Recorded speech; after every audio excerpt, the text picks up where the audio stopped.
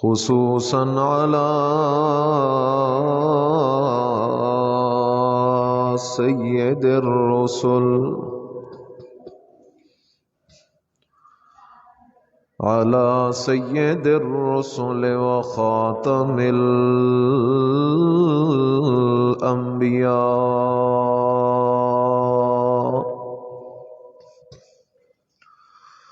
وعلى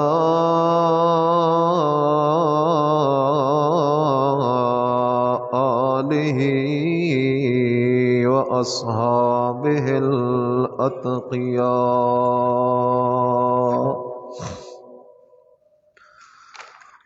أما بعد فأعوذ بالله من الشيطان الرجيم. بسم الله الرحمن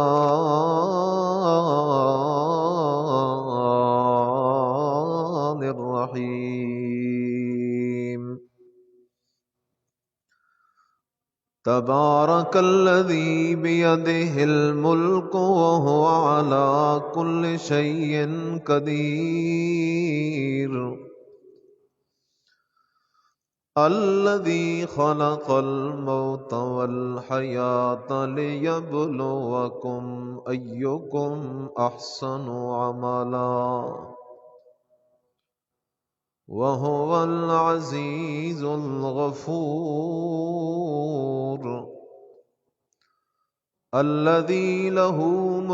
الذي خلق 7 سماوات طباقا ما ترى في خلق الرحمن من تفاوت فارجع البصر هل ترى من فطور ثم ارجع البصر كرتين ينقلب إليك البصر خاسئا وهو خسير.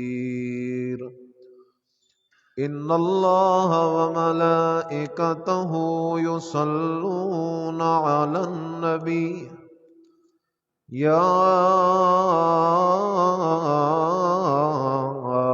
أيها الذين آمنوا صلوا عليه وسلموا تسليما. اللهم صل على محمد وعلى آل محمد كما صليت على إبراهيم وعلى آل إبراهيم إنك حميد مجيد. اللهم بارك على محمد وعلى آل محمد كما باركت على إبراهيم وعلى آل إبراهيم إنك حميد مجيد. سبحان ربك رب العزة عما يصفون وسلام على المرسلين والحمد لله رب العالمين.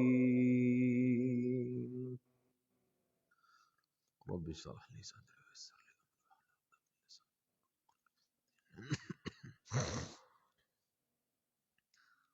انتہائی قابل صد احترام معزز مخلص مسلمان دوستو، بھائیوں، بزرگوں، آج سیرت النبی صلی اللہ علیہ وسلم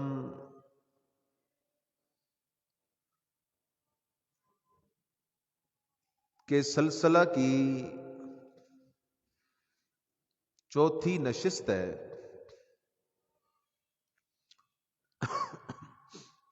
اور سلسلہ گفتگو نبی اکرم محمد الرسول اللہ صلی اللہ علیہ وسلم کی ولادت با سعادت تک پہنچا تھا۔ امام الانبیاء علیہ السلام کی ولادت ہو گئی،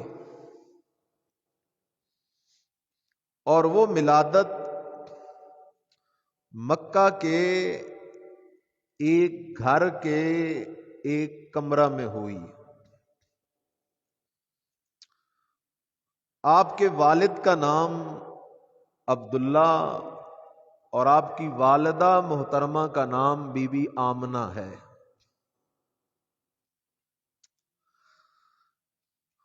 اور نبی کریم صلی اللہ علیہ وسلم کی ولادت ہوئی تو آپ پیدائشی طور پہ یتیم بن کر دنیا میں آئے۔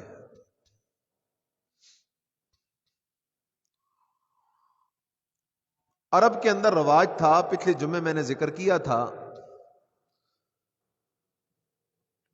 کہ دیہاتوں کی عورتیں آ کر عرب کے شہروں سے بچے لے جاتی تھیں اور ان کی پرورش کرتی تھیں۔ تو بی بی حلیمہ سعدیہ رضی اللہ تعالی عنہا فرماتی ہیں کہ قحط بھی اپنے عروج پہ تھا، ہمارے قبیلہ بنو سعد سے کچھ عورتیں مکہ جانے کے لیے تیاری کر رہی تھیں، میں بھی ساتھ نکل پڑی، چلو میں بھی مکہ سے کوئی بچہ لے کے آؤں گی۔ القصہ باقی عورتیں نبی اکرم صلی اللہ علیہ وسلم کو چھوڑ کے چلی گئیں اس وجہ سے کہ یہ تو یتیم ہے، اس کا والد ہے کوئی نہیں، تو ہمیں کیا ملے گا۔ اور دوسری طرف بی بی حلیمہ سعدیہ کو اور کوئی بچہ ملا نہیں، تو انہوں نے فیصلہ کیا کہ خالی ہاتھ جانے سے بہتر ہے کہ میں اس یتیم کو ہی ساتھ لے جاؤں۔ بی بی حلیمہ سعدیہ فرماتی ہیں میں جب بی بی آمنہ کے گھر گئی، دیکھا ایک بچہ ہے حسین و جمیل اور اون کے کپڑے میں لپٹا ہوا ہے، دور تک خوشبو محسوس ہو رہی ہے، اور وہ بچہ سو رہا ہے، اور اس بچے کا حسن جمال اتنا زبردست تھا کہ اس سوئے ہوئے بچے کو جگانے کا میرا ارادہ جو تھا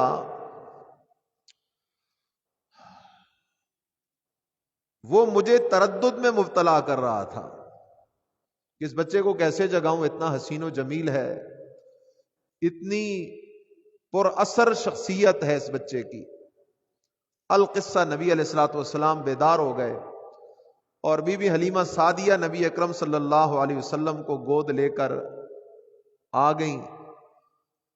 فرماتی ہیں میں نے جیسے ہی اس بچے کو دودھ پلانے کے لیے اپنے سینے سے لگایا تو میرے سینے میں دودھ کا قطرہ بھی نہیں تھا، لیکن اللہ پاک نے دودھ جاری فرما دیا۔ رات گزری اور ہم نے واپسی کا سفر شروع کیا۔ اب واپسی کا جو سفر شروع کیا تو آتے ہوئے ہم سب سے آخر میں آئے، کیونکہ ہماری سواری بالکل کمزور تھی، لیکن واپسی کی جب باری آئی تو ہماری وہ کمزور سواری ساری سواریوں سے آگے نکل گئی، اور جو باقی عورتیں تھیں وہ مجھے آواز دے دے کر کہنے لگیں حلیمہ یہ تیری وہی سواری تو ہے جس پہ تو بنو سعد سے مکہ آئی تھی، یہ تو چلنے کے قابل نہیں تھی، لاغر تھی، کمزور تھی، اب کیا ہو گیا ہے اس سواری کو کہ اتنی تیز جا رہی ہے کہ ساری سواریاں پیچھے رہ گئی ہیں۔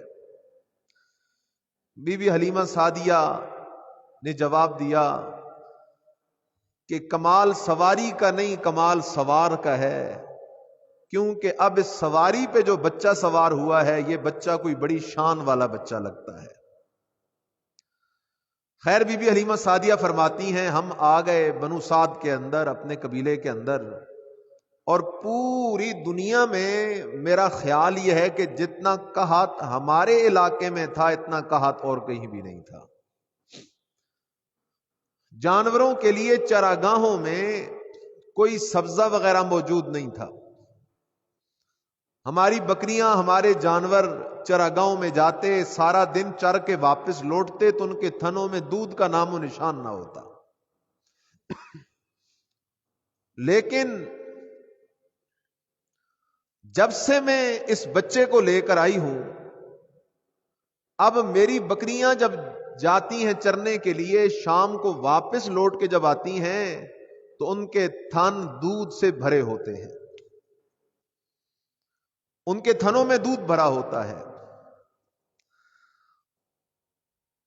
اور بنو سعد کے جو باقی سردار ہیں وہ اپنے چرواہوں کو کہتے ہیں تم بھی اپنی بکریاں وہاں جا کے چرایا کرو جہاں حلیمہ سعدیہ کی بکریاں چرتی ہیں، اس کی بکریاں تو لوٹ کے آتی ہیں، ان کے تھن دودھ سے بھرے ہوتے ہیں، اور تم جو لوٹ کے آتے ہو تو ہماری بکریوں کے تھنوں میں دودھ کا نام و نشان نہیں ہوتا۔ وہ اپنے چرواہوں سے ناراض ہوتے۔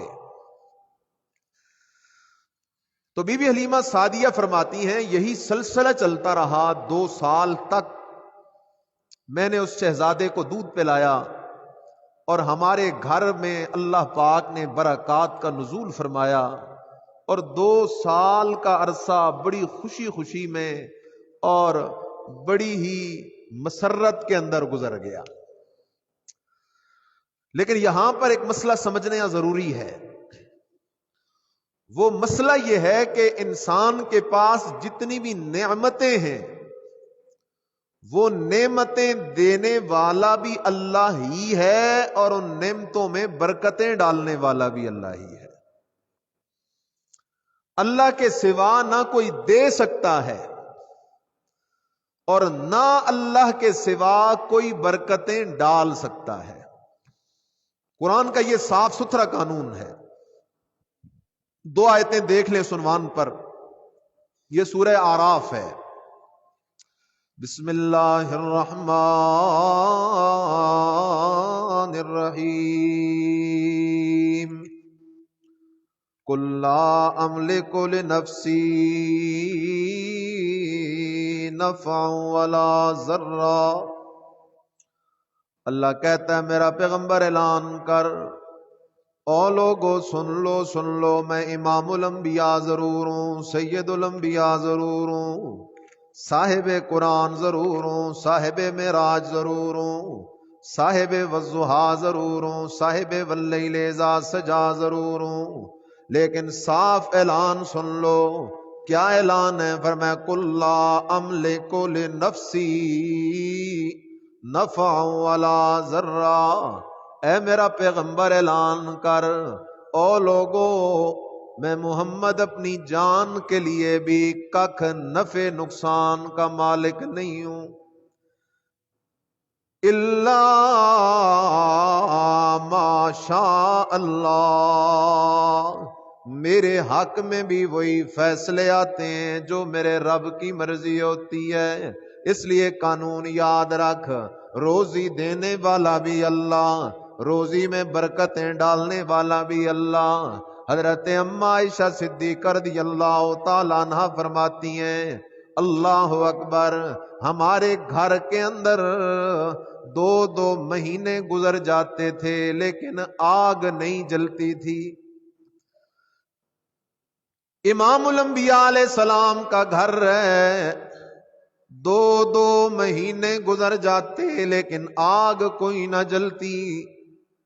اور وہ پوچھتا ہے خالہ جی پھر آپ لوگ کھاتے کیا تھے جب 2 مہینے کوئی چیز کھانے کی میسر نہیں ہوتی؟ اماں فرماتی الاسودان، ہم 2 کالی چیزیں کھایا پیا کرتے تھے۔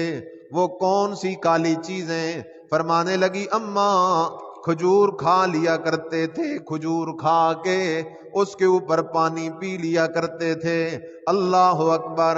امام الانبیاء علیہ السلام کے گھر میں قحط آیا، امام الانبیاء علیہ السلام کئی دنوں تک بھوکے رہے، کئی دنوں تک بھوک پیاس برداشت کی، اس لیے کہ اللہ یہ مسئلہ سمجھانا چاہتا ہے، او میرا بندہ کہیں تو میرا در چھوڑ کے کسی غیر کے در پہ رزق کا متلاشی بن کے نہ جانا، اس لیے کہ میں اللہ کے سوا تجھے روزی دینے والا بھی کوئی نہیں۔ اللہ یبسط الرزق لمن یشاء ویقدر، اللہ ہی جس کے لیے چاہتا ہے رزق کو کھلا کر دیتا ہے، جس کے لیے چاہتا ہے رزق کو تنگ کر دیتا ہے۔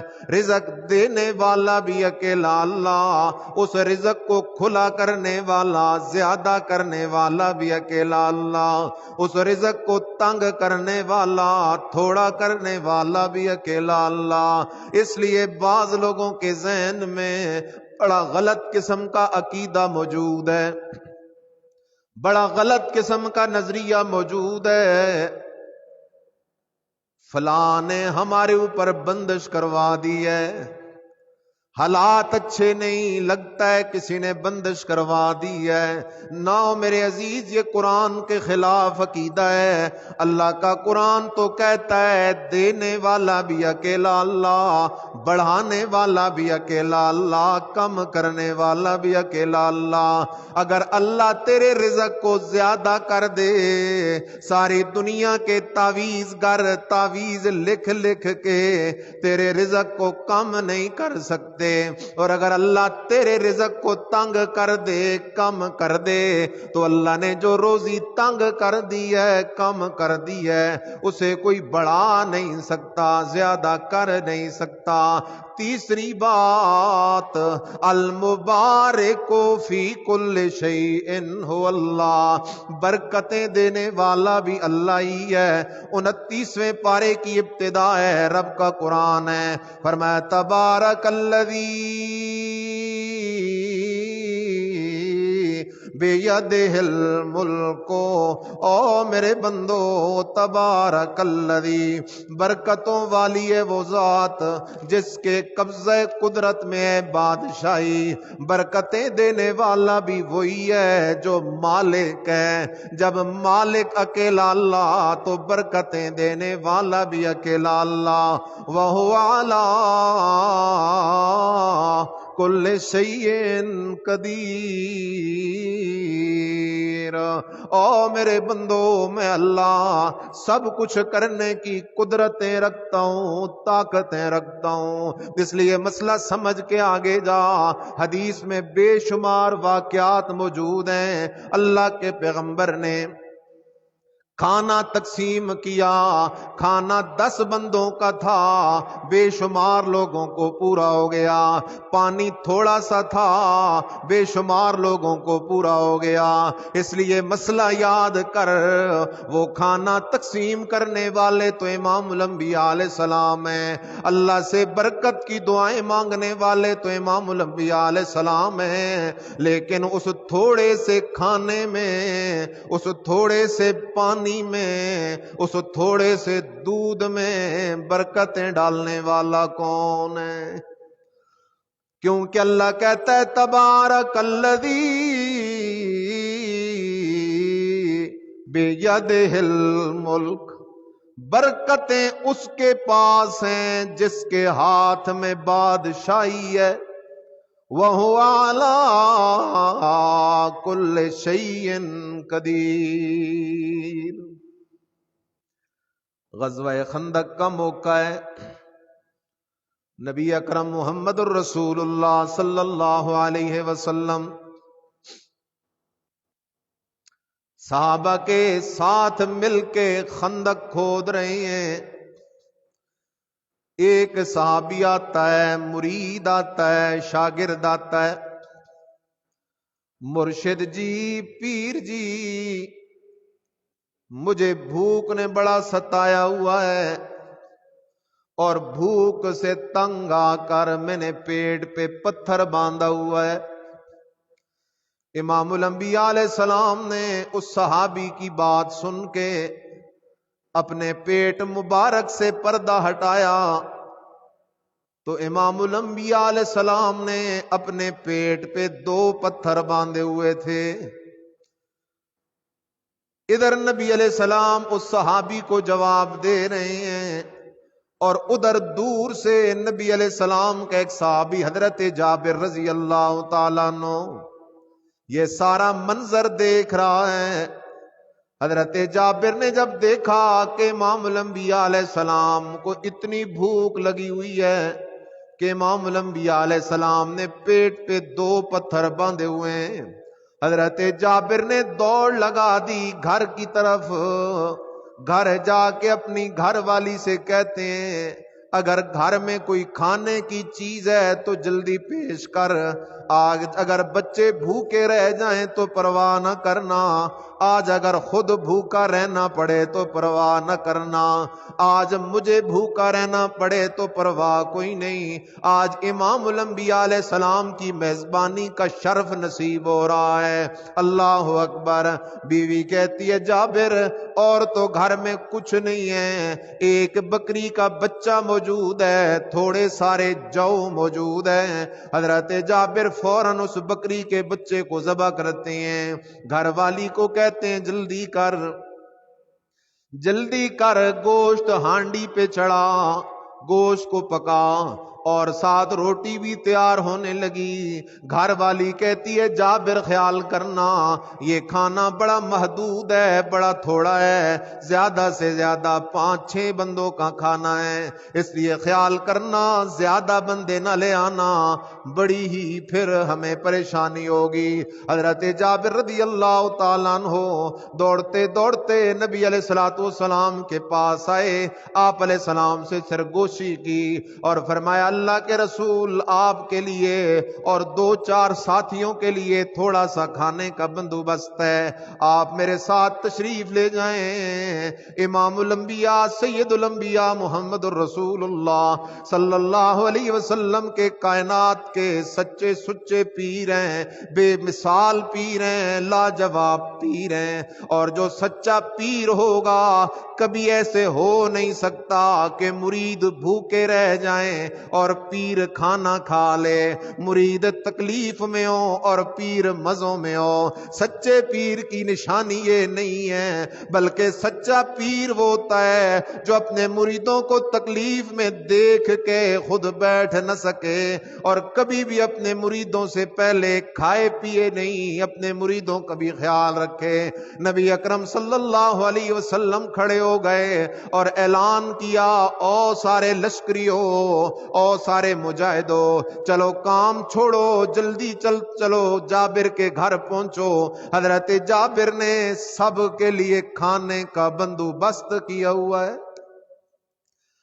ادھر حضرت جابر رضی اللہ تعالیٰ عنہ پریشان ہو گئے، کھانے کا بندوبست تو 4-5 بندوں کا ہے اور یہ تو پورا لشکر ہے، اب کیا بنے گا. حضرت جابر کی دوڑیں لگ گئیں. حضرت جابر دوڑتے دوڑتے گھر پہنچے، بیوی سے کہا اللہ کی بندی مسئلہ تو گڑبڑ ہو گیا ہے، امام الانبیاء علیہ السلام نے تو سارے لشکر کو کھانے کی دعوت دے دی ہے. گھر والی کہنے لگی او جابر تو نے پوری بات نہیں بتائی ہوگی، جس طرح میں نے تجھے کہا تھا کہ نبی علیہ السلام کو بتانا ہے، کھانا تھوڑا سا ہے، 4-5-6 بندوں کا کھانا ہے. حضرت جابر رضی اللہ تعالیٰ عنہ نے فرمایا اللہ کی بندی میں نے اسی طرح پیغام دیا تھا، یہ بات کرنی تھی کہ حضرت جابر کی گھر والی کہنے لگی اچھا پھر پریشان ہونے کی ضرورت نہیں، جب امام الانبیاء علیہ السلام کی زبان سے ایک بات نکل گئی ہے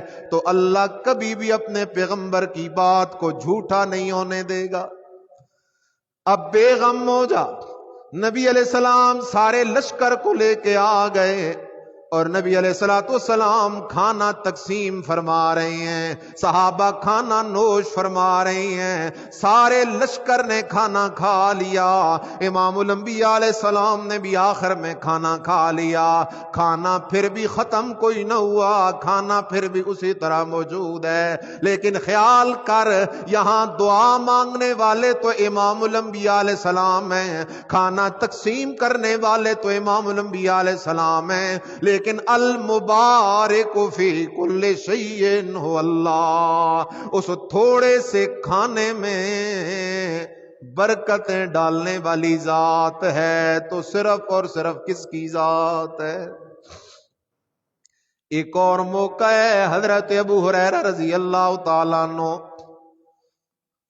اللہ اکبر، بڑے عجیب میرے مدنی کے شاگرد ہیں، علم کے حریص ہیں اور کام ہی کوئی نہیں، ہر وقت حضرت ابو ہریرہ نبی علیہ السلام کی مجلس میں بیٹھے ہیں، حدیثیں سن رہے ہیں، اس لیے سب سے زیادہ صحابہ میں جس نے حدیثیں روایت کی اس کا نام حضرت ابو ہریرہ ہے۔ حضرت ابو ہریرہ رضی اللہ تعالیٰ عنہ کبھی کبھی بہت زیادہ جب بھوک تنگ کرتی رستے میں لیٹ جاتے اور کوئی صحابی گزر رہا ہوتا تو اس سے کہتے اللہ کے بندے قرآن کی فلاں سورت کی فلاں آیت ذرا مجھے سنانا، حالانکہ خود بہت بڑے قاری تھے، مقصد قرآن کی آیت سننا نہیں ہوتا تھا، اصل میں حضرت ابو ہریرہ اس طرح ان کو اشارہ دیتے تھے مجھے بڑی بھوک لگی ہوئی ہے، اگر کوئی مہربانی کرو مجھے کھانا کھلا دو۔ ایک دن حضرت ابو ہریرہ رضی اللہ تعالیٰ عنہ رستے میں لیٹے ہوئے ہیں، حضرت فاروق اعظم آئے گزر گئے، حضرت صدیق اکبر آئے گزر گئے، حضرت ابو ہریرہ زمین پہ لیٹے ہیں، اتنے میں امام الانبیاء سید الانبیاء محمد الرسول اللہ صلی اللہ علیہ وسلم تشریف لائے۔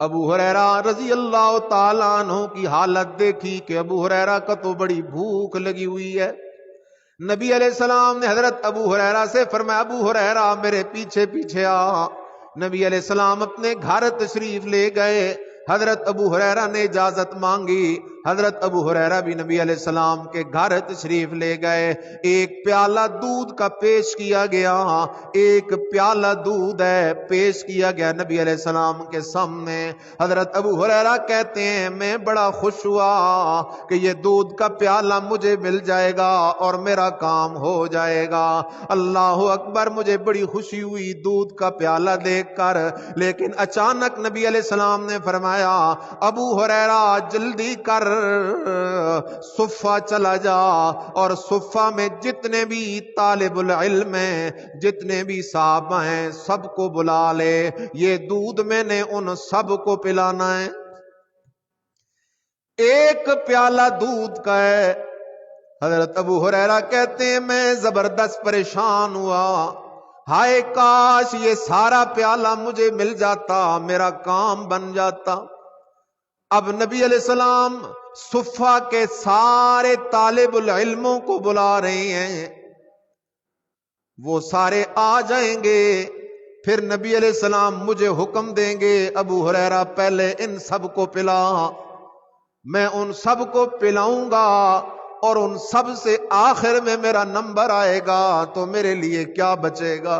حضرت ابو ہریرہ کہتے ہیں میں پریشان تو زبردست ہوا، لیکن آخر اللہ کے رسول کی بات تو ٹالنے کی کوئی صورت نہیں تھی، اس لیے میں دوڑتے دوڑتے صفہ چلا گیا۔ اللہ اکبر، صفہ ایک چبوترا ہے، آج بھی مسجد نبوی کے اندر ریاض الجنہ میں ایک جگہ بنی ہوئی ہے جسے صفہ کہا جاتا ہے، اور یہ صفہ جو طالب العلم نبی علیہ السلام سے قرآن حدیث پڑھتے تھے یہ ان کا مدرسہ تھا۔ آج مغرب نے محنت کی اور مسلمان کو مدرسے سے بدظن کرنے کی کوشش کی، مغرب کے مارے ہوئے میڈیا نے مسلمان کو مدارس سے بدظن کرنے کی کوشش کی، حالانکہ یہ مدارس اسلامیہ ایک आना भी किसी हुकूमत से नहीं लेते, महज अल्लाह की मदद से चल रही है।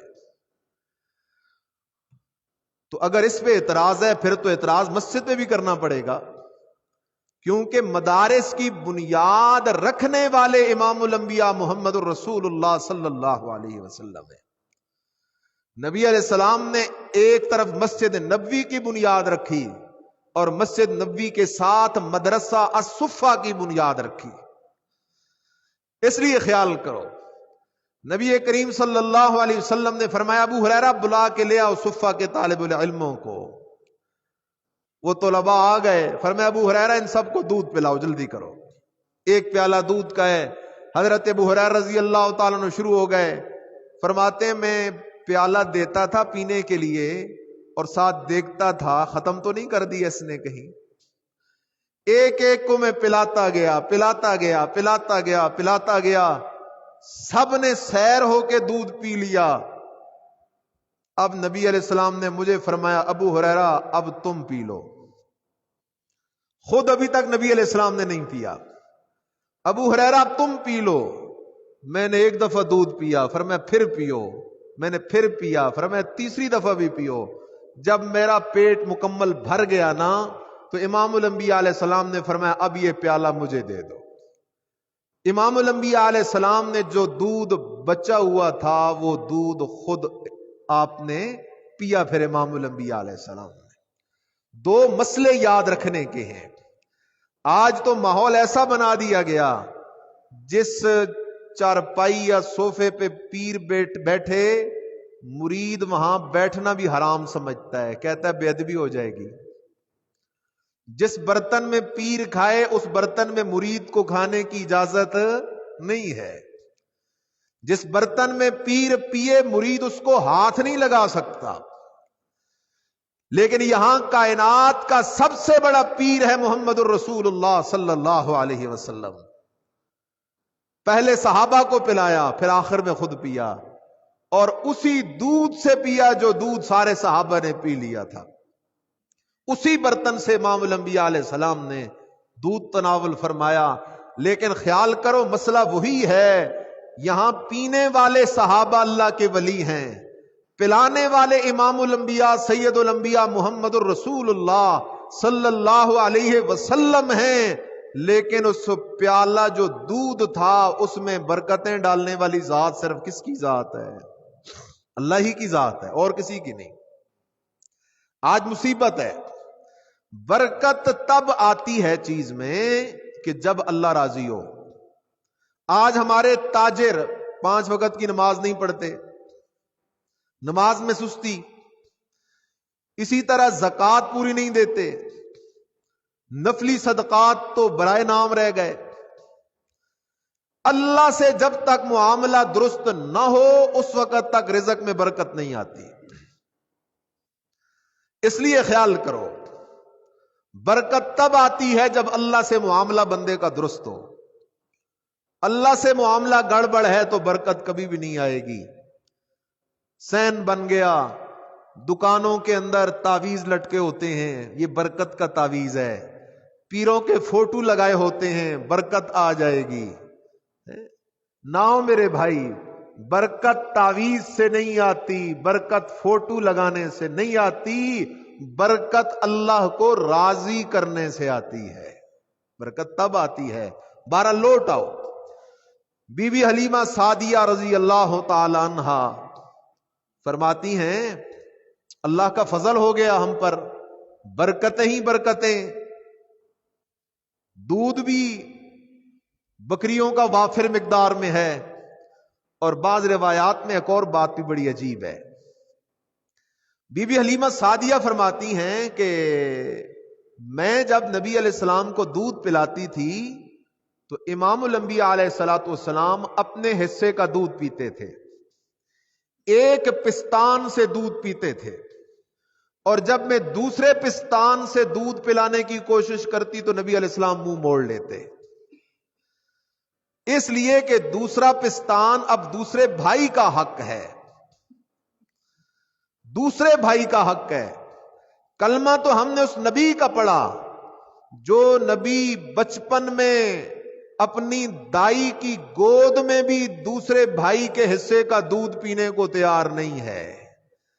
لیکن کلمہ پڑھنے والا امتی آج بھائی بھائی کا گلا کاٹ رہا ہے، آج بھائی بھائی کا دشمن بنا ہے. بنیاد کیا ہے؟ یہ دنیا کی محبت. بنیاد کیا ہے؟ یہ دنیا کی چند دنوں کی رونق. بھائی بھائی کا دشمن بنا ہوا ہے. اللہ اکبر. ایک دن نبی اکرم صلی اللہ علیہ وسلم اپنی رضائی بہن حضرت شیمہ کے ساتھ گئے جنگل میں اور دور نکل گئے. دوپہر کا وقت ہو گیا. بی بی حلیمہ سعدیہ کہتی ہیں میں زبردست پریشان ہوئی کہ دوپہر ہو گئی ہے، گرمی بہت زیادہ ہو گئی ہے اور ابھی تک شیمہ اور اس کا بھائی واپس نہیں آیا. فرماتی ہیں جب واپس آئے تو میں نے اپنی بیٹی شیمہ سے پوچھا اتنی دور چلی گئی تھی، سخت گرمی ہے، تو اس بچے شہزادے کو تو گرمی لگی ہوگی. تو نبی علیہ السلام کی رضائی بہن کہنے لگی اماں آپ فکر نہ کریں، اللہ خود اس کی حفاظتیں کرتا ہے. میرا یہ بھائی تو اتنی شان والا ہے، جب گرمی زیادہ ہوتی ہے تو بادل خود اوپر آ کے اس کے اوپر سایہ کرنے لگ جاتے ہیں. بادل خود سایہ کرنے لگ جاتے ہیں. اللہ اکبر. یہ میرے نبی کی سگی بہن نہیں، رضائی بہن ہے. سگی بہن نہیں ہے، رضائی بہن ہے. دودھ اکٹھے پیا ہے. اور جب نبی علیہ السلام نے حوازن کو فتح کیا تو قیدیوں میں نبی علیہ السلام کی یہ بہن بھی آئی. امام الانبیاء علیہ السلام اندر تشریف فرما ہیں. صحابہ آ کر کہتے ہیں اللہ کے نبی ایک عورت ہے، وہ کہتی ہے محمد صلی اللہ علیہ وسلم وہ میرے بھائی ہیں اور میں ان کی بہن ہوں، مجھے میرے بھائی کے پاس لے جاؤ. امام الانبیاء علیہ الصلوۃ والسلام سمجھ گئے کہ میری بہن تو اور کوئی نہیں، یہ شیمہ ہی ہوگی. پھر نبی علیہ الصلوۃ والسلام اپنی بہن کے احترام میں کھڑے ہو گئے. فرمایا جاؤ میری بہن کو بلا کے لاؤ. آپ علیہ السلام نے اپنی چادر مبارک زمین پہ بچھا دی. بہن تشریف لائی. فرمایا بہن یہاں بیٹھ جا. نبی علیہ السلام نے اپنی بہن کو وہاں بلایا اور بٹھایا. فرمایا اگر تو چاہتی واپس جانا چاہتی ہے تو تجھے واپس جانے کے لیے میں انتظام کرتا ہوں، یہاں ہمارے پاس رہنا چاہتی ہے تو ہر قسم کے انتظام کرتا ہوں. یہ امام الانبیاء علیہ السلام کی رضائی بہن ہے. بھائی خیال کرو. اور آج کلمہ پڑھنے والے مسلمان اپنی سگی بہنوں کے ساتھ ظلم کر رہے ہیں، ریاست میں وراثت میں ان کے حصے کھا رہے ہیں. اور جو حکم کسی مفتی نے نہیں دیا، کسی عالم نے نہیں دیا، کسی پیر نے نہیں دیا، رب کے قرآن نے دیا ہے.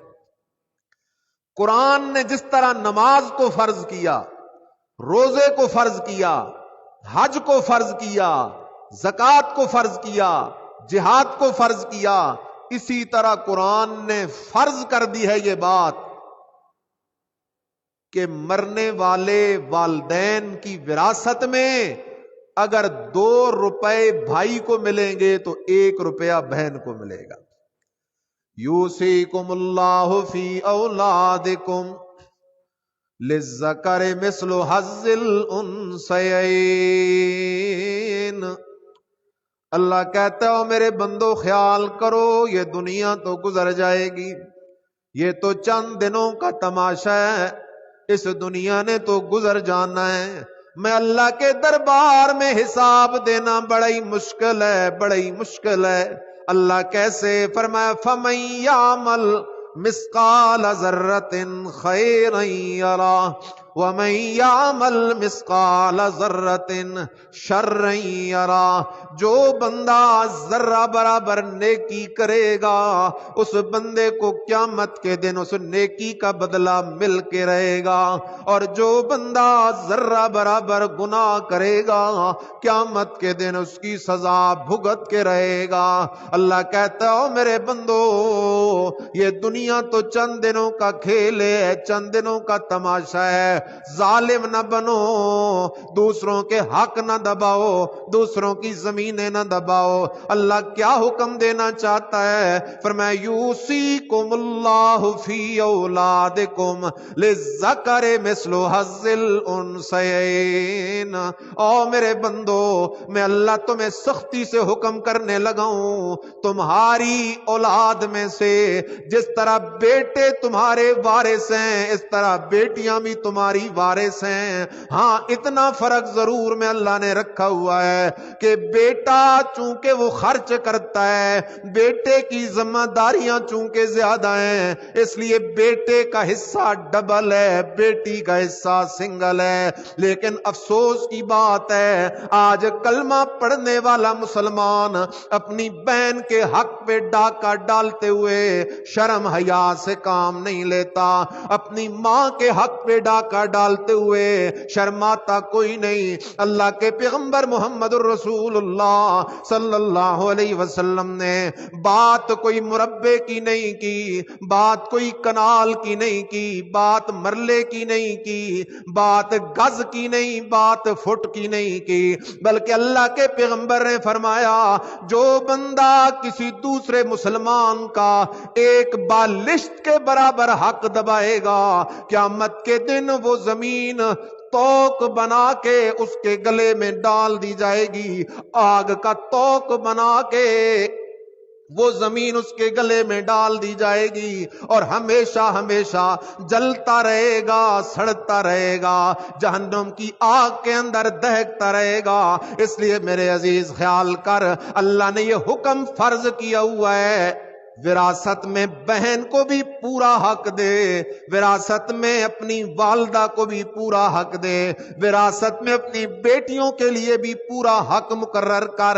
اگر ایک بندہ اپنی بہنوں کا حق دبا کے بیٹھا ہے، اپنی بیٹیوں کو وراثت سے محروم کر جاتا ہے، خدا کی قسم ہے اللہ کے دربار میں اس کا روزہ بھی مردود ہے، اس کی نماز بھی مردود ہے، اس کا حج بھی مردود ہے، اس کی زکوٰۃ بھی مردود ہے۔ ہونا تو یہ چاہیے تھا بھائی غیرت سے کام لیتا، بہن کو کہتا او بہن تو کمزور ہے، چل تو زیادہ لے لے، میں تھوڑا لے لیتا ہوں، میں کما کے اور حاصل کر لوں گا۔ لیکن افسوس شیطان نے رخ یہ دے دیا کہ بھائی اپنی بہن کے حق پہ ڈاکہ ڈالتا ہے اور بہن مجبور ہو جاتی ہے، بہن کو کہتا ہے تو اپنا حق مجھے معاف کر دے، کیونکہ میرے دونوں ہاتھ بھی ٹوٹے ہوئے ہیں، میرے دونوں پاؤں بھی ٹوٹے ہوئے ہیں، اور بہنیں مجبور ہو کر پھر بیان دے دیتی ہیں۔ کیوں؟ ان کے سامنے دو رستے ہوتے ہیں، یا تو بھائی کو وراثت چھوڑ دیں اور یا پھر ماں باپ کا گھر چھوڑ دیں۔ ان کے سامنے یہ دو رستے ہوتے ہیں۔ کوئی بندہ یہ کام کر کے پھر امید رکھے کہ اللہ مجھے معاف کرے گا، ناممکن ہے، امید ہی کوئی نہیں۔ اس لیے خیال کرو امام الانبیاء علیہ السلام کو تو اپنی رضائی بہن کتنی فکر ہے۔ خیر اللہ اکبر، نبی علیہ الصلوۃ والسلام 2 سال تک بنو سعد میں رہے، 2 سال کا عرصہ دودھ پیا بی بی حلیمہ سعدیہ کا، اور یہ بی بی حلیمہ سعدیہ کا انتظام کرنے والا بھی خود میرا اللہ ہے، کیونکہ نبی کو جو عورت دودھ پلایا کرتی ہے اس عورت کا انتظام بھی اللہ خود کیا کرتا ہے۔ نبی کو اللہ ہر کیسی عورت کا دودھ نہیں پینے دیتا۔ اللہ کا پیغمبر ہے حضرت موسیٰ علیہ السلام، فرعون نے خواب دیکھا کہ ایک آگ اٹھی ہے اور اس آگ نے میرے مصر کو اور محلات کو جلا دیا ہے۔ خواب کی تعبیر پوچھی گئی تو بتایا گیا کہ بنی اسرائیل میں کوئی بچہ پیدا ہوگا اور وہ تیری خدائی اور بادشاہی کو ختم کرے گا۔ فرعون نے آرڈر جاری کر دیا بنی اسرائیل کے ہاں جو بچہ پیدا ہو فوراً اس کو قتل کر دو، جو بچہ پیدا ہو۔ دھڑا دھڑ بچے قتل ہونے لگے۔ ادھر اللہ پاک نے حضرت موسیٰ علیہ السلام کو دنیا میں بھیجنے کا فیصلہ کیا۔ حضرت موسیٰ علیہ السلام پیدا ہو گئے، ماں بڑی پریشان ہے کہ اب میرا بچہ اس کا بنے گا تو کیا بنے گا؟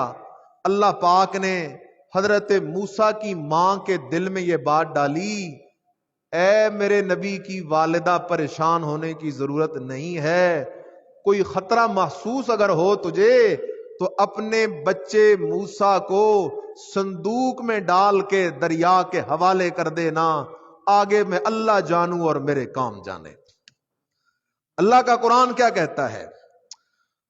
اذ اوحینا الی امک ما یوحی ان اقذفیہ فی التابوت فاقذفیہ فی الیم فلیلقہ الیم بالساحل یأخذہ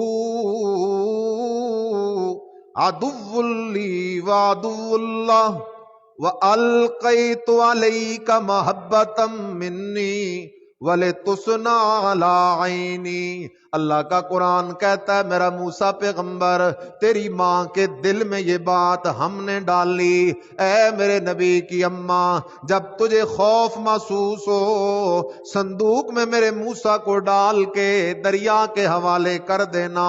اللہ اکبر، اتنا یقین ہے اللہ کی اس ولیہ کو اپنے خدا کے اوپر، اپنے خدا کے حکم پر حضرت موسیٰ علیہ السلام کو صندوق میں ڈال کے دریا کی لہروں کے حوالے کر دیا۔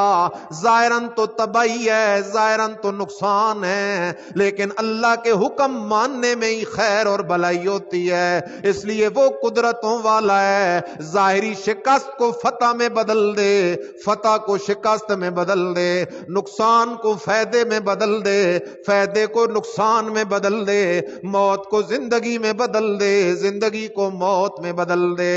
اللہ اکبر۔ حضرت موسیٰ علیہ السلام صندوق میں، وہ صندوق دریا کی لہروں پہ جا رہا ہے، اللہ پاک نے فرشتے کو آرڈر دیا جلدی کر اس صندوق کو سیدھا فرعون کے محل کے قریب لے جا۔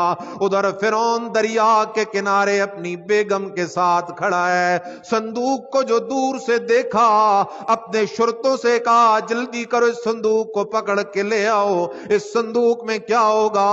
جیسے ہی اس صندوق کو کھولا گیا تو اندر ایک حسین و جمیل بچہ موجود ہے، حضرت بی بی آسیہ رضی اللہ تعالیٰ عنہا جیسے ہی حضرت موسیٰ علیہ السلام کے چہرے کو دیکھتی ہیں، اللہ کا قرآن بھی کہتا ہے وَأَلْقَيْتُ عَلَيْكَ مَحَبَّةً مِّنِّي، میرا موسیٰ پیغمبر ویسے بھی تو بڑا حسین تھا لیکن میں اللہ نے تیرے چہرے پر خاص کر کے محبت اور پیار کی برسات کر دی تھی۔ جیسے ہی حضرت بی بی آسیہ نے دیکھا اور کہنے لگی فرعون سے نہ کر اس بچے کو قتل، نہ کر اس بچے کو قتل، نہ کر اس بچے کو میں اپنا بیٹا بنا لوں گی، یہ بچہ تو لگتا ہی شہزادہ قسم کا ہے، اسے میں اپنے پاس رکھ لوں گی، قرۃ عین لی ولک، یہ میری اور تیری آنکھوں کی ٹھنڈک بنے گا۔ اللہ اکبر۔ ادھر حضرت موسیٰ علیہ السلام کی اماں اپنی بیٹی سے کہتی ہو بیٹی دریا کے کنارے کنارے چل، دیکھتی جا یہ صندوق کدھر جاتا ہے۔ بہن کنارے پہ دوڑ دوڑ کے صندوق کو دیکھے جا رہی ہے، صندوق فرعون کے محل کے نیچے پہنچا، اللہ اکبر، یہ بھی محل میں پہنچ گئی۔ ادھر بی بی آسیہ کے دل میں اللہ نے بات ڈال دی موسیٰ کو تو اپنا لے۔ اللہ چاہتا یہ تھا کہ جو فرعون خدائی کا دعوے دار ہے میں اپنے نبی کی پرورش فرعون کے محل میں کروا کے کائنات والوں کو دکھاؤں گا، او لوگو خوف کرو تو صرف خدا سے، امیدیں رکھو تو صرف خدا سے، اس لیے ہوتا وہی ہے جو خدا کی مرضی ہوتی ہے۔ حضرت موسیٰ علیہ السلام کو بی بی آسیہ لے کر اپنے محل میں چلی جاتی ہے، اعلان ہو جاتا ہے عورتوں کو بلاؤ، کوئی عورت اس بچے کو دودھ پلائے نا۔ سارے شہر سے دوڑ دوڑ کے عورتیں آ رہی ہیں، بڑی خوشی سے آ رہی ہیں، کاش ہماری بادشاہ کے بنگلے پہ نوکری لگ جائے، بڑے ہدیے تحفے نذرانے ملیں گے۔ ساری عورتیں آ رہی ہیں، ہر عورت حضرت موسیٰ علیہ السلام کو اٹھا کے دودھ پلانے کی کوشش کر رہی ہے، لیکن اللہ نے اوپر سے پابندی لگائی ہوئی ہے میرا موسیٰ جب تک میں اللہ کا آرڈر نہ آئے تو نے دودھ کسی کا پینا کوئی نہیں۔ ادھر وہ بہن کھڑی دیکھ رہی ہے، اچانک کہتی ہے ہل ادلکم अला मन यकफुलहु। वो नौजवान लड़की कहती है, ऐ बीबी आसिया, एक घर के अंदर एक बड़ी नेक औरत है जिसे मैं जानती हूं, अगर तुम चाहो तो उसे बुला के देख लेते हैं। वो औरत बड़ी नेक है, पाकबाज है, मुझे उम्मीद है ये बच्चा उस औरत का दूध जरूर पिएगा। अल्लाह अकबर। फौरन बुलाया गया। हजरत मूसा अलैहिस्सलाम की अम्मा दौड़ते दौड़ते फिरौन के बंगले पे पहुंचती हैं। जैसे ही बिस्मिल्लाह पढ़ के अपने लाल को अपने सीने से लगाती हैं, हजरत मूसा अलैहिस्सलाम दूध पीना शुरू कर देते हैं। उधर अल्लाह ने वादा भी पूरा कर दिया। अल्लाह ने फरमाया, ऐ मेरे नबी की अम्मा, परेशान ना होना, मैं अल्लाह तुझसे वादा कर रहा हूं, दरिया के हवाले करना तेरा काम है, मूसा को फिर तेरी गोद में पहुंचा देना मेरा काम है। इसलिए ख्याल करो, बीबी हलीमा सादिया का इंतखाब भी मेरे अल्लाह ने किया। 2 साल का अरसा गुजर गया। बीबी हलीमा सादिया ने नबी अलैहिस्सलाम को दूध छुड़वा दिया, इसलिए कि दूध की कम अज कम मुद्दत 2 साल है। 2 साल दूध पिला के बीबी हलीमा सादिया नबी अलैहिस्सलाम को लेकर मक्का वापस आई और मक्का आके बीबी आमना से दरखास्त करने लगी, ये शहर की फिजा अच्छी नहीं, आबो हवा अच्छी नहीं, इसलिए मेहरबानी कर बच्चे को दोबारा हमें अपने कबीले की तरफ ले जाने की इजाजत दे, वहां इसकी परवरिश बड़ी अच्छी होगी। आखिरकार बीबी आमना राजी हो गई और बीबी हलीमा सादिया नबी अलैहिस्सलाम को दोबारा लेकर अपने कबीले में चली गई। 2 साल या 2.5 साल का अरसा मजीद गुजर गया। अल्लाह अकबर, अल्लाह अकबर। एक दिन नबी अलैहिस्सलाम बाहर बच्चों के साथ खेल रहे हैं, 4 या 4.5 साल की उम्र है। अचानक 2 फरिश्ते आ गए, हजरत जिब्राइल और हजरत मीकाईल आ गए इंसानी शक्ल में। उन्होंने अचानक नबी अलैहिस्सलाम को पकड़ा, पकड़ के जमीन पे लेटाया, लिटा के फौरन पेट चाक किया और पेट चाक करके नबी अलैहिस्सलाम के दिल मुबारक को निकाल कर एक तश्त के अंदर एक बरकत वाले पानी में उस दूध को धोकर साफ सुथरा करके फिर नबी अलैहिस्सलाम के पेट के अंदर उसको फिट कर दिया और नबी अलैहिस्सलाम के पेट को दोबारा बंद कर दिया। बच्चों ने जो देखा, 2 बंदे जो नबी अलैहिस्सलाम का पेट चाक कर रही हैं, वो बच्चे दौड़ते दौड़ते घर गए तो बीबी हलीमा सादिया से कहने लगे, और जो हमारा कुरैशी भाई है उसको तो किसी बंदे ने कत्ल कर दिया है। बीबी हलीमा सादिया दौड़ती दौड़ती बाहर आती हैं, साथ घर वाला भी है, देखती हैं नबी अलैहिस्सलाम खड़े हैं, रंग उतरा हुआ है, परेशान है। बीबी हलीमा सादिया ने नबी अलैहिस्सलाम को सीने से लगाया, पूछा, शहजादे क्या हुआ है? हजरत नबी अलैहिस्सलाम ने वाकया सुना दिया। 2 बंदे आए, मुझे लिटा के मेरा पेट चाक करके मेरा दिल निकाल कर जमजम के पानी में उसे धोकर बिल्कुल पाक साफ करके दोबारा मेरे सीने में फिट करके चले गए हैं। हजरत बीबी हलीमा सादिया, हजरत बीबी हलीमा सादिया अल्लाह अकबर खौफजदा हो गई, खौफजदा हो गई। अपने घर वाले से कहती हैं, सुबह सफर की तैयारी कर, इस बच्चे को वापस मक्का छोड़ के आते हैं, मुझे तो खौफ महसूस हो रहा है इस बच्चे के साथ कोई हादसा न पेश आ जाए। हजरत बीबी हलीमा सादिया नबी अलैहिस्सलाम को लेकर मक्का पहुंचती हैं। हजरत बीबी आमना पूछती हैं, हलीमा हुआ क्या है, आखिर वजह क्या है? पहले तो तू बड़ा इसरार करके मेरे बेटे को ले गई थी और अब तू खुद छोड़ने आ गई है, वजह क्या है? बीबी हलीमा सादिया ने सारा واقعہ سنا دیا۔ اللہ اکبر۔ بی بی آمنہ بالکل پریشان نہ ہوئی، کہنے لگی خیال کر حلیمہ، تیرا خیال ہوگا کہ شیطان نے آ کر میرے بیٹے کو نقصان دینے کی کوشش کی ہوگی۔ نہ میرے بیٹے کو شیطان کبھی نقصان نہیں دے سکتا۔ جب سے یہ میرے پیٹ میں آیا ہے تب سے لے کر اس کو پیدا کرنے تک، اور پھر 6 مہینے کا عرصہ یہ میرے پاس رہا ہے، اس دوران میں نے اللہ کی قدرت کی کئی نشانیاں دیکھی ہیں، اس لیے تو چلی جا، پریشان ہونے کی ضرورت کوئی نہیں۔ ادھر نبی علیہ الصلوۃ والسلام کی والدہ محترمہ نے مدینہ جانے کا ارادہ کیا، اپنے میکے جانے کا ارادہ کیا۔ 2 مقصد تھے، ایک مقصد یہ تھا کہ اپنے خاندان سے مل لاؤں گی، اور دوسرا مقصد یہ تھا کہ میرے خاوند کی قبر بھی مدینے کے رستے میں ہے، میں اپنے خاوند کی قبر سے بھی گزر آؤں گی۔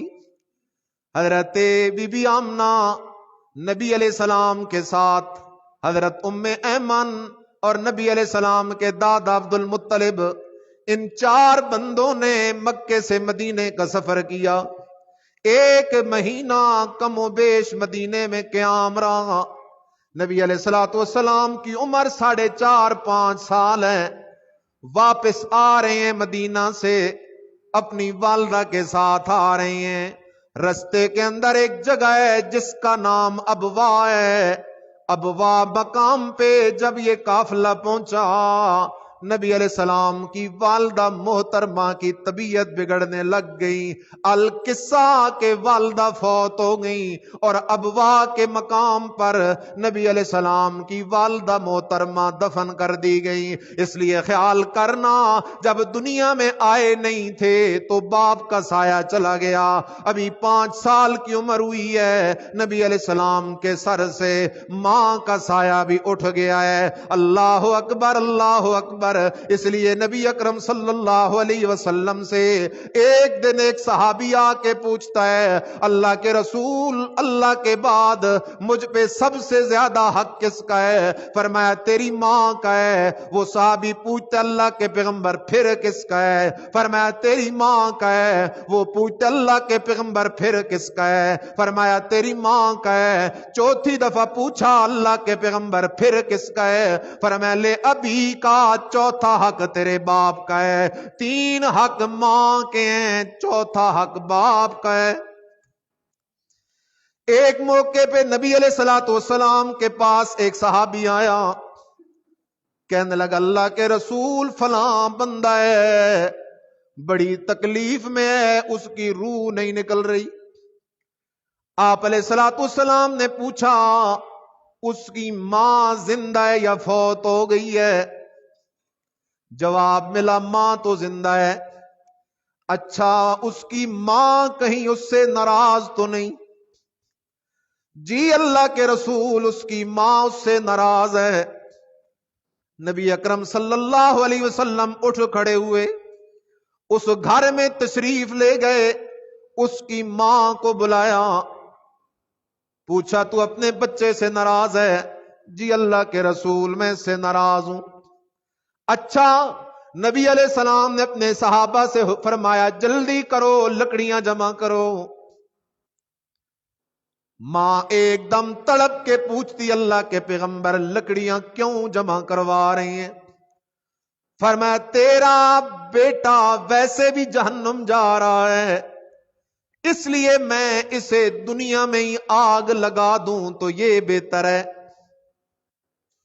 ایک دم ماں تڑپ گئی، آنکھوں سے آنسو آ گئے، اور تڑپ کے کہتی ہے نہ اللہ کے رسول میرے بیٹے کو آگ نہ لگائیں۔ اللہ کے رسول کا ارادہ بھی کوئی نہیں تھا، صرف یہ ایک تدبیر تھی تاکہ ماں کا دل نرم پڑ جائے۔ آنکھوں سے آنسو جاری ہو گئے۔ اللہ کے رسول نے پوچھا کیوں ناراض ہے اپنے بچے سے؟ ماں کہتی اللہ کے رسول میں نے بڑے لاڈ سے، بڑے نیاز سے اپنے بچے کو جوان کیا ہے، بڑے دکھ، بڑی تکلیفیں، بڑی مشکلیں برداشت کر کے اپنے اس لال کو میں نے جوان کیا، جب یہ جوانی چڑھ گیا تو میں نے بڑے شوق سے اس کی شادی کروائی۔ ایک دن اس کی گھر والی نے، میری بہو نے میرے ساتھ زیادتی کی، حق تلفی کی، بدتمیزی کی۔ میں نے بڑے دعوے سے اپنی بہو سے کہا آج میرے بیٹے میرے لال کو آنے دو، میں اس سے ساری بات کروں گی، وہ تیرا دماغ ٹھیک کرے گا۔ لیکن اللہ کے رسول ہوا کچھ ایسے جیسے ہی میرا یہ بچہ آیا، جس کو میں نے اپنے پیٹ میں پالا، جس کو میں نے اپنی گود میں پالا، جس کو پال کے میں نے جوان کیا، جس کی میں نے شادی کروائی، میں جب اپنے بچے سے بات کرنا ہی چاہ رہی تھی کہ تیری گھر والی نے میرے ساتھ زیادتی کی ہے، مجھ سے پہلی میری بہو بول پڑی۔ میرے بچے نے میری کوئی ایک بات بھی نہ سنی، اپنی بیوی کی بات سن کے میرے چہرے پہ تھپڑ رسید کر دیا۔ میرے بیٹے نے مجھے تھپڑ جو مارا، اللہ کے رسول آخر میں بھی تو انسان ہوں، ماں رو رہی ہے ساتھ یہ سارا واقعہ سنا رہی ہے۔ اللہ کے رسول میں بھی تو انسان ہوں، بس میرا دل بھی اپنے بیٹے سے دکھی ہو گیا، اس دن سے میں اس سے ناراض ہوں۔ اللہ اکبر۔ اللہ نے کے پیغمبر نے فرمایا اچھا پھر تو اسی لائق ہے کہ اسے آگ لگا دی جائے۔ وہ ایک دم تڑپ کے کہتی ہے نا اللہ کے پیغمبر، بیٹا جیسا بھی ہو ہے تو بیٹا، میں اسے دنیا آخرت میں اپنا حق معاف کرتی ہوں۔ اللہ اکبر۔ آج ہمارے معاشرے میں بھی یہی کچھ ہو رہا ہے، یہی کچھ ہو رہا ہے۔ مائیں گھروں میں ایسے زندگیاں گزار رہی ہیں جیسے نوکرانیاں ہوتی ہیں، سارے اختیارات بیگمات کے پاس ہیں، بیگم کا اپنا مقام ہے لیکن ماں کے مقام کے کیا کہنے۔ اس لیے خیال کرو، میرے مدنی کریم صلی اللہ علیہ وسلم ایک دفعہ مدینہ سے واپس آئے نا، اب واہ کے مقام پہ پہنچے، اپنی اماں کی قبر پہ بیٹھ کے رونے لگ گئے۔ حضرت عمر رضی اللہ تعالیٰ جب نبی علیہ السلام کو روتے دیکھا، فرمایا اللہ کے رسول کیوں رو رہے ہیں؟ آپ مجھے بتا دیں رونے کی وجہ کیا ہے، ہم بھی رونا شروع کر دیں گے آپ کے ساتھ۔ اس لیے خیال کرو، میرے مدنی کو بڑا ارمان رہا اس بات کا کہ ماں بچپن میں چلی گئی۔ القصہ نبی علیہ الصلوۃ والسلام کے سر سے جب ماں کا سایہ بھی اٹھ گیا تو اب پرورش کی دادا عبد المطلب نے، دادا عبد المطلب نے پرورش کی، بڑا پیار کرتا تھا وہ نبی علیہ السلام سے۔ عبد المطلب بیت اللہ کے سائے میں اپنی قالین بچھا کے بیٹھتا تھا، کسی کو عبد المطلب کے ساتھ بیٹھنے کی اجازت نہیں تھی، لیکن نبی علیہ السلام کو اپنے پاس بٹھایا کرتا تھا اور کہا کرتا تھا میرے اس بیٹے کی شان کوئی نرالی ہی شان ہے۔ اللہ اکبر۔ لیکن اتفاق ایسے ہوا جب نبی علیہ السلام کی عمر 8 سال کچھ مہینے ہوئی تو دادا عبد المطلب بھی فوت ہو گیا، اور دادا عبد المطلب نے جاتے جاتے اپنے بیٹے جناب ابو طالب کو وصیت کی کہ میرے بعد میرے اس پوتے محمد کی پرورش تو نے کرنی ہے، اور ابو طالب نے بھی صرف پرورش کی نہیں بلکہ کرنے کا حق ادا کیا، جس کا ذکر انشاءاللہ ہم آئندہ جمعے کریں گے۔ آخر دعوانا الحمدللہ رب العالمین۔